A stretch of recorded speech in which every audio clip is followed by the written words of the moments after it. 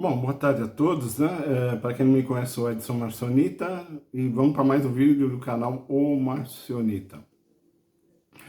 O título desse vídeo, né, seria quem são aqueles que estavam cativos no cativeiro e foi levado até o mais alto dos céus. E o versículo, né, base para hoje, para esse vídeo aqui, seria Efésios capítulo 4, né? No versículo 8. É 8. Vamos lá. E quando ele subiu em triunfo às alturas, levou cativos o cativeiro. Que significa, né, o 9, que significa que ele subiu, senão que também havia descido às profundezas da terra. Aquele que desceu é o mesmo que subiu acima de todos os céus, a fim de cumprir todas as coisas. Ok. Bom, o tema de hoje, né, é quem são o pessoal cativo que estava no cativeiro e foi levado até o mais alto dos céus, né?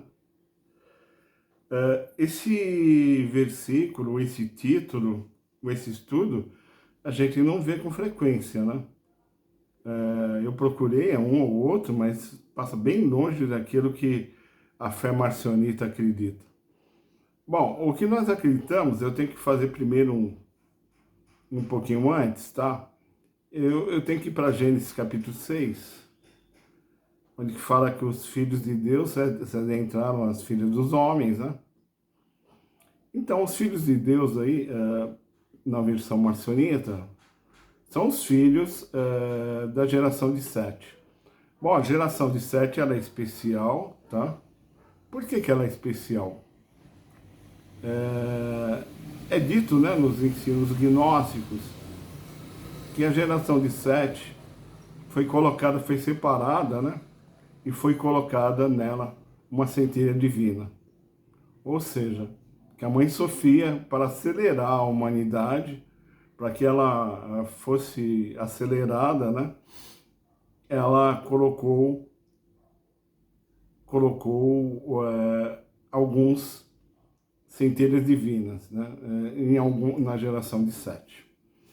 Então, concluímos que a geração de Sete tinha, além do corpo e alma, também tinha um espírito, uma centelha divina, colocada pela Mãe Sofia, sem que o Deus da criação, que é o Deus, que é o filho de Sofia, soubesse disso.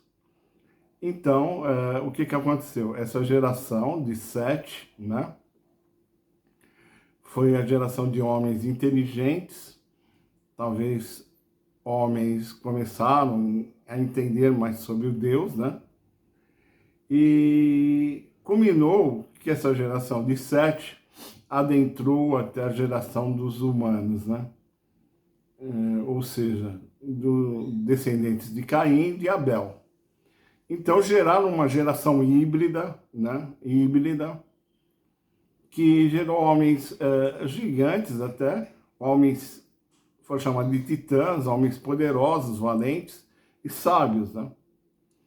Então, os arcontes criadores, os poderes e as potestades do mal que criaram esse mundo, né, eles sentiram inveja dessa geração híbrida, porque era mais forte e mais inteligente do que eles, né? Eles imaginaram de onde vieram essa geração, né? Então, eles ficaram com inveja, ao ponto de planejar o dilúvio. Então, eles falaram, vamos matar esse pessoal, né? Então, planejaram o dilúvio, para assim matar todas as pessoas, e matando todas as pessoas, logicamente, essa geração toda seria extinta. Ok, isso aconteceu, ok, isso aí está na nossa Bíblia. Porém, essas pessoas, esses espíritos que ficavam naqueles corpos da geração de Sete, foi, acredito eu, proibidas de reencarnar em outras pessoas. Então, elas ficaram presas lá no Hades, né? Talvez teriam alguns seres lá que vigiavam 24 horas por dia para que aqueles espíritos não saíssem de novo né, viessem a adentrar em algum humano e a coisa toda voltaria do jeito que foi antes do dilúvio, né? Então eles eram aprisionados lá. Bom, o bom Deus, né, ele queria resgatar esses espíritos que lá estavam, porque aqueles espíritos faziam parte de Sofia, uma centelha divina, faziam parte lá do pleroma onde ele habita. Então ele incumbiu seu filho, né? Nós chamamos de Crestos, muitos chamam de Jesus. Ele enviou seu filho lá do alto dos céus, por isso que Crestos diz, ninguém subiu ao céu senão que ele já desceu. Ele desceu do mais alto dos céus e veio até a terra com a primeira finalidade de salvar esses espíritos aprisionados lá no Hades, né? Bom, como aqueles espíritos estavam lá no Hades, né, e vigiados por seres poderosos, né, então eles arquitetaram um plano. Creso já veio com esse plano na sua mente, um plano que era a vontade do próprio Pai. Então, o plano era esse, ele adentrar até a nossa Terra e colocar em si uma aparência humana, ele é um espírito vivificante, colocou em si a aparência humana e se tornou semelhante aos homens. Se tornando semelhante aos homens, ele tinha que provocar a ira desses arcontes para que ele o matasse. Então, porque ele teria que ir no Hades, então ele teria que morrer, né? Então, o que foi feito? Ele provocou os arcontes fazendo milagres extraordinários, né? Aonde não se via na história, não existem milagres como Crestos fez lá no Velho Testamento, né? Ele fez, multiplicou os pães, andou sobre os mares, levitou, curou todos os enfermos e assim por diante. Então provocou a ira dos arcontes criadores, né? E justamente eles maquinaram um modo de matá-lo. Mas isso fazia parte do plano de Crestos, né? Só que eles não sabiam da sequência do plano. Lá no Getsemane, onde o traidor vai trair a Crestos, ele coloca naquele traidor, né? A sua aparência sai de cena e o traidor vai ser crucificado com a sua aparência. Ok. Então, um homem é crucificado com a sua aparência. Isso fazia parte do plano. Porque como Cressos não podia morrer, o que ele tinha que fazer? Ele tinha que fazer com que o pessoal pensasse que ele morreu. Não só o pessoal, os homens da terra, mas também esses arcontes. Ele tinha que fazer com que ele pensasse que ele morreu. E assim foi feito. Os arcontes, né, foram enganados, vamos dizer assim, né? E aquele homem na cruz morreu com a aparência de Crestos. O Hades se abriu. O Hades se abriu justamente para receber o crucificado morto. Porque eles pensavam que era Crestos, né, que tinha morrido. Então o Hades, pensando que Crestos era simplesmente um homem, o Hades se abriu para receber, né, a alma desse crucificado. Quando isso aconteceu, o Hades se abriu, ao invés da alma do crucificado entrar, quem entra lá é o próprio Crestos. Esse é o plano. Esse era o plano. Ele entrou, né, ao invés do crucificado, porque o crucificado estava morto com a sua aparência e o inferno se abriu para receber o crucificado com a aparência de Crestos. O Hades se abre, né, e ao invés do crucificado, quem entra lá é Crestos. Quando Crestos entra, aqueles espíritos lá aprisionados, conhecendo a luz, Crestos é luz das luzes, e eles também eram luzes, né? O que aconteceu? A luz de Crestos, como um imã, né, puxou todos para si. Ou seja, agregou todos que lá estavam, né? Ele agregou todos que lá estavam e foi a sua jornada, né? É aquilo que se diz, desceu as regiões mais baixas da terra, né? Que é o Hades, e pegou o cativo que estava em cativeiro e o levou até o mais alto dos céus para cumprir todas as coisas. Então, quando aconteceu isso, e os arcontes viram que eles foram enganados, o arconte-chefe Jeová ficou super irado, ao ponto de estremecer a terra, né? Ter vários terremotos e muitos túmulos foram abertos e pessoas foram ressuscitadas. De tão irado que ele ficou de ser enganado e que esses espíritos lá, que ele tanto prezava, não estavam mais lá, mas Cristo levou o cativeiro até o mais alto dos céus. Então,